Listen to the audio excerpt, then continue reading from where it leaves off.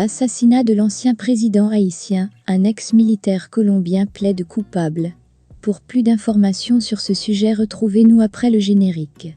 Mais avant de commencer, n'oubliez pas de vous abonner et d'activer la cloche de notification pour ne pas manquer nos prochaines vidéos. Bon visionnage.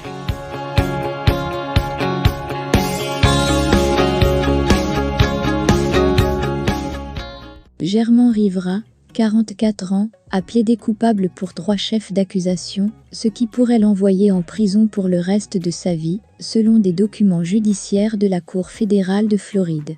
L'ancien militaire surnommé colonel Maïkay, comme d'autres accusés, jugé selon la loi américaine, car le plan d'assassinat de Jovenel Moïse a été partiellement mis au point en Floride, même s'il a été exécuté dans la capitale haïtienne, Port-au-Prince. Jovenel Moïse a été assassiné par balle le 7 juillet 2021 à son domicile près de la capitale par un commando de plus de 20 personnes entraînées, principalement colombiennes, sans que ses gardes n'interviennent. Germain Rivera est accusé d'avoir aidé ces mercenaires. Complot motivé par l'argent.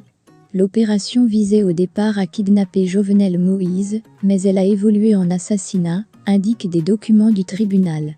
En février, l'avocat américain Marc Anzy Lapointe a expliqué en conférence de presse que ce complot avait été motivé par l'argent et le pouvoir. Une enquête américaine a révélé que 2 hommes à la tête d'une société de sécurité à Miami, CTU, avaient prévu de séquestrer l'ex-président pour le remplacer par un américano-haïtien, Christian Sanon, qui désirait devenir président du pays. Des chantiers d'infrastructures lucratifs, ainsi que des contrats prévoyant la fourniture d'équipements militaires et de forces de sécurité au futur gouvernement de Christian Sanon leur avaient été promis en échange de l'enlèvement de Jovenel Moïse, ont détaillé les procureurs. Christian Sanon est également poursuivi aux États-Unis. Un autre participant déjà condamné. En juin, un autre participant à ce complot, Rodolphe Jahar, de nationalité haïtienne et chilienne, a plaidé coupable et été condamné à la prison à perpétuité pour avoir livré des armes aux assassins. La mort de Jovenel Moïse a plongé Haïti encore plus dans le chaos, alors que ce petit État caribéen était déjà en proie à la violence des gangs qui dirigent actuellement 80% de la capitale.